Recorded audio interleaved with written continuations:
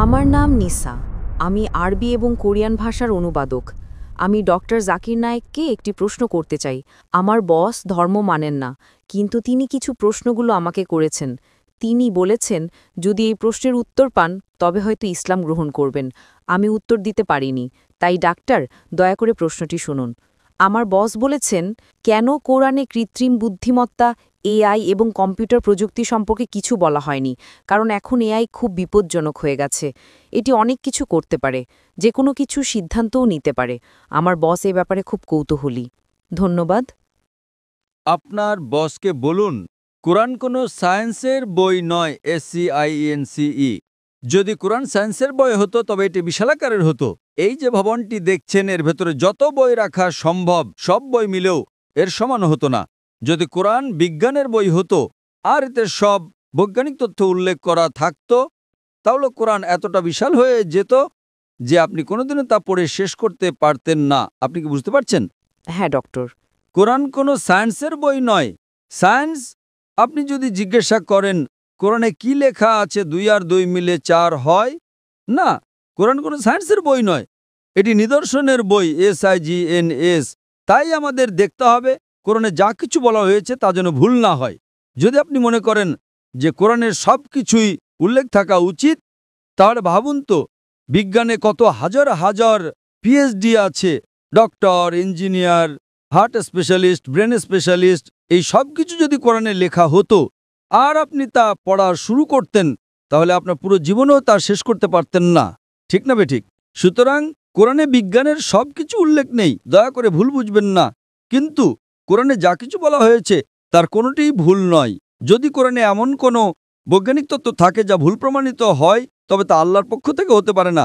আর যদি কোরআনে এমন কিছু বলা হয় যা বিজ্ঞান অনেক পরে, 200 বা 400 বছর পরে আবিষ্কার করেছে, তাহলে সেটাই মুজিজা। তাহলে প্রশ্ন হলো কোরআনে AI এর কথা বলা হয়নি কেন? কোরআনে এটা কেন থাকা উচিত? কোরআন কোনো বিজ্ঞানের বই নয়, কিন্তু আল্লাহ জানেন ভবিষ্যতে কি আসতে চলেছে। আমি আপনাকে ব্যাখ্যা করছি। 1 নম্বর, মানুষ আমাকে প্রায় জিজ্ঞাসা করত যে ইসলামী শরিয়া অনুযায়ী যদি আপনার কাছে ভিডিও রেকর্ডিং থাকে, যদি কোনো ভিডিও রেকর্ডিং থাকে যে কেউ চুরি করেছে, ইসলাম অনুযায়ী সেটা প্রমাণ নয়। এটাকে প্রাথমিক প্রমাণ হিসেবে ধরা হয় না, এটা দ্বিতীয় প্রমাণ। 10 বছর বা 20 বছর আগে যে কোনো সাধারণ আদালতে যদি আপনি CCTV ফুটেজ দেখাতেন আর তাতে চোর ধরা পড়তো যে কেউ চুরি করছে, সেটাই যথেষ্ট ছিল। কিন্তু ইসলামে তা নয়। ইসলামে চোখের সাক্ষী প্রয়োজন। তখন মানুষ অবাক হয়ে বলতো এটা কেমন ধর্ম? কোনটা বেশি নির্ভরযোগ্য, প্রত্যক্ষদর্শী নাকি ভিডিও রেকর্ডিং? কোনটা ভালো? ভিডিও রেকর্ডিং ঠিক না ভুল? আপনার বসকে জিজ্ঞাসা করুন। সুতরাং 20 বছর আগে যদি আপনার কাছে ভিডিও রেকর্ডিং থাকতো, তবে তা ইসলামের চেয়ে সুবিধাজনক না। প্রত্যক্ষদর্শী হলো প্রাথমিক প্রমাণ, ভিডিও রেকর্ডিং গ্রহণযোগ্য ছিল না। আজ যখন কৃত্রিম বুদ্ধিমত্তা এসেছে, আপনি সহজেই আপনার ডাকাতের একটা ভিডিও তৈরি করতে পারেন। ঠিক না ভুল? ঠিক। সুতরাং এখন মানুষ জেগে উঠেছে। আজ এটি প্রাথমিক প্রমাণ নয়। তাই ইসলাম অনেক উন্নত। আল্লাহ জানতেন AI আসতে চলেছে। আপনি কি বুঝতে পারছেন? হ্যাঁ। আপনার বস জানতেন না, আপনি জানতেন না, আমিও জানতাম না, কিন্তু আমি বিশ্বাস করতাম। আমি বলেছিলাম না ইসলাম সঠিক। হয়তো আগামীকাল কিছু ঘটবে। আমি AI সম্পর্কে জানতাম না, কিন্তু 15 বছর আগে আমার উত্তর ছিল শরিয়া সঠিক। আমরা জানি না আগামীকাল এমন কিছু ঘটবে যে ভিডিও রেকর্ডিং যথেষ্ট প্রমাণ হবে না। এটাই ছিল আমার উত্তর, এবং আজ আমার উত্তর সঠিক। আপনি কি বুঝতে পারছেন? সুতরাং আল্লাহ AI সম্পর্কে জানেন, তাই ভিডিও রেকর্ডিং প্রাথমিক প্রমাণময়।